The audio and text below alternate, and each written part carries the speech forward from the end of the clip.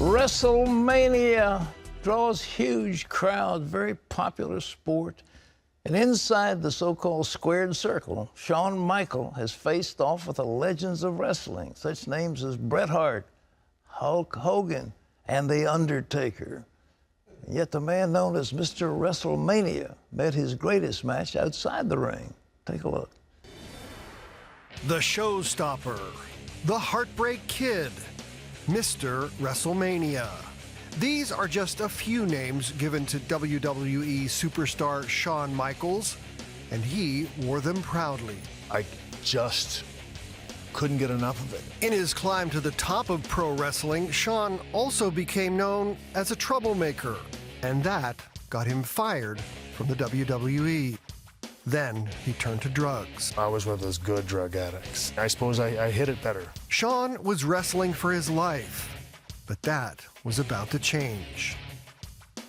Well, welcome to the 700 Club, WrestleMania himself, Shawn Michaels. Shawn, good to have you with us. Thank you very much for having me. You were a troublemaker? Well, I was gonna, as I said, no, that's an understatement. That is a huge understatement. I was more than just a troublemaker. Well, you got to be world champion. Why were you making trouble? Looks like you were sitting on top of the world. Well, from a worldly standpoint, I was, and from a sheer professional standpoint, I was the WWE champion.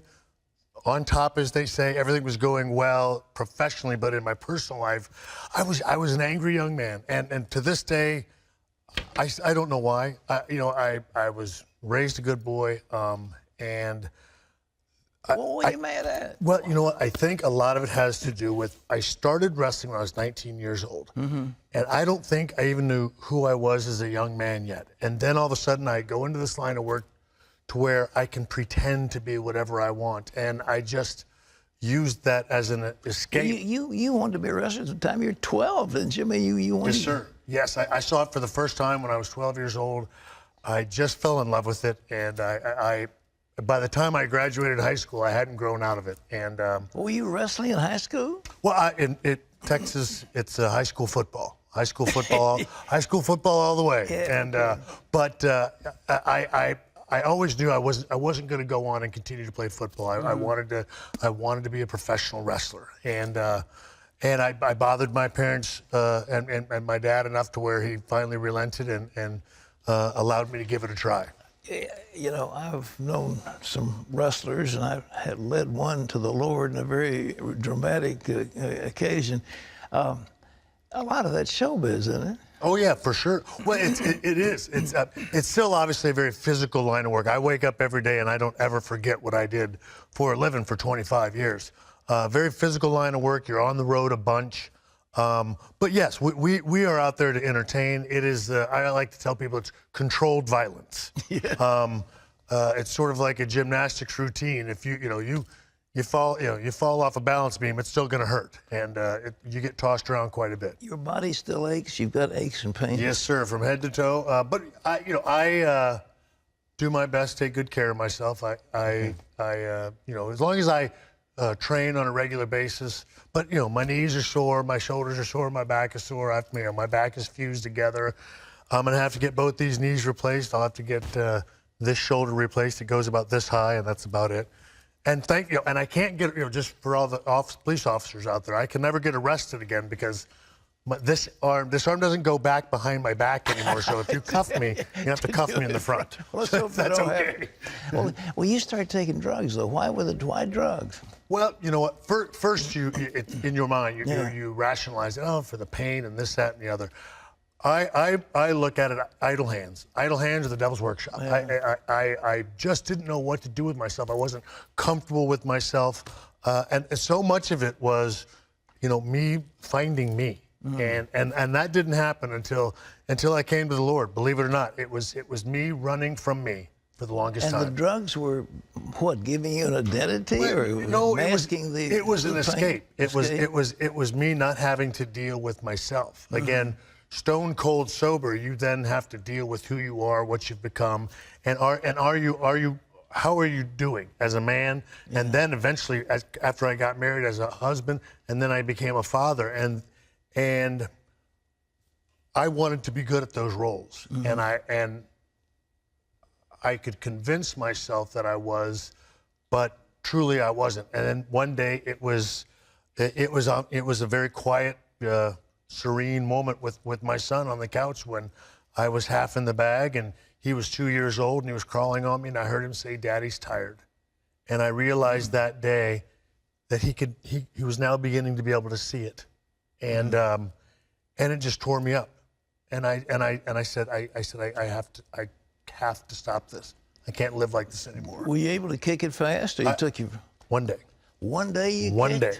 Really? I mean, I tell everybody, I've had people ask me, gosh, how do you do it? And, did you do the 12 steps? I did the one step. It was Jesus, and that was it.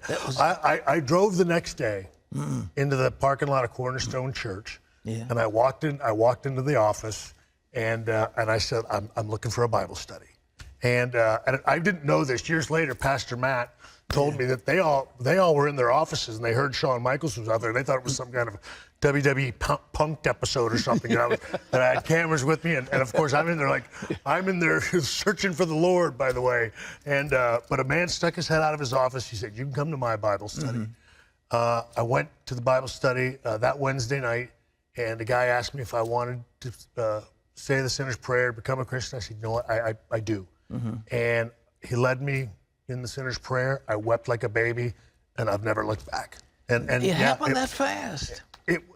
Instant. Just like that. Wow. And again, that's why people have always asked me, like, were you an addict? And I said, well, I don't know. I don't think so, because it wasn't tough. I didn't go through anything. I was just running. I don't think I wanted to face who I was, and again, then knowing who I was in Christ just seemed to make all the difference. I believe in my simple mind, it was getting the affirmation that I always looked for. Well, you went back, you were a sinner, wrestling, taking drugs, all of a sudden you kicked the stuff. Were you out of wrestling for a while? I was. I was off for 4 years. I was told in 1998, I got a back injury, had my back fused together, and they told me I'd never wrestle again. And I would go back here and there, bits and pieces for the WWE, but I was still under contract, but I wasn't actively wrestling because we didn't figure I'd ever wrestle again. And then about 6 months before I got saved, I got called to go to the office, and Vince said, "We're thinking about bringing you back." And I said, "Look, I think God's trying to tell me something.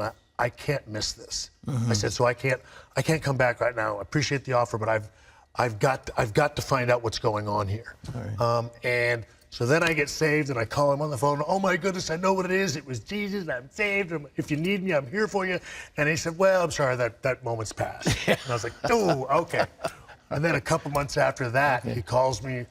They bring me back, and long story short, I'm reading the book of Joshua, and I'm first chapter, the words "be strong and courageous, for I'm with you" are just jumping off the page at me. And I ran off the plane, and I went and called Vince, and I said, "I can wrestle again." I said, "I know I can do this." And I went back in 2002 for one more match, and I wrestled for 8 years. You did? Yeah, I wrestled for another. I went back for just one more match. Your back didn't hurt? I mean, it didn't. No, I felt like $1 million. Did you really? I did, yeah. Did you get another championship? Did you get another belt? I did. I went back and I won the championship. My last match in 2010 was the main event at WrestleMania against The Undertaker in front of 80,000 people. I left the wrestling business on top, on the biggest stage of them all. And that's the thing. Everybody's like, how are you the only guy that says he's going to retire, stays retired? Because I'm the epitome of the second chance. I got another chance. How did your wife handle all this? At the beginning, when I first met her, she said, "Do you believe in Jesus?" And I said, "I was raised Catholic. Of course I do." Not long into our marriage, she realized, he may know who the guy is, but he doesn't know him. Yeah, right. And she, she was wonderful. She prayed for me, never pushed. Let it come naturally. She very, gently would give me books. The best book ever that I read before I was saved was Dr. James Dobson's Straight Talk to Men. And I read that book, and it was just.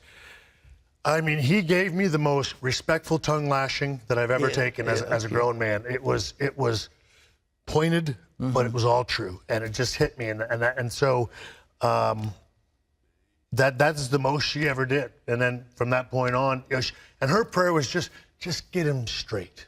You know, it wasn't to be saved. It wasn't to come to the Lord. It wasn't to become this, you know, she's a crazed Bible thumper that I am now. But she's an amazing woman. She put up with all that stuff. yeah, well, and I have to tell you, Pat, and I've put up with her. Oh, you put up with I'm just kidding. I'm sure. And If just she's you know, and listening, I'm I'm sure she'll kidding. appreciate I that. kid. No, she was wonderful. But what the best thing she did for me is she lived hers out in front of me. And the thing is, you know, from that time, I mean, as you know, in a marriage, we've gone up through some ups and downs. But I'm telling you, our marriage and our family would not be the wonderful unit that it is if it wasn't for the Lord. Honestly. Sean, it's great to have you with us. I hope your book is successful. It's called Wrestling for My Life. And there's Shawn Michael, and there's the book, and it's available where books are sold. What an incredible story. Thank you very much. I Thank appreciate you having me. May God bless you. It's wonderful to see you. Thank you, sir. Thank you. Shawn Michael, ladies and gentlemen, former WWE champion, world champion wrestler. I wrestled in high school, and I wrestled in college. This other stuff ain't what I'm familiar with. It's another whole thing. Okay.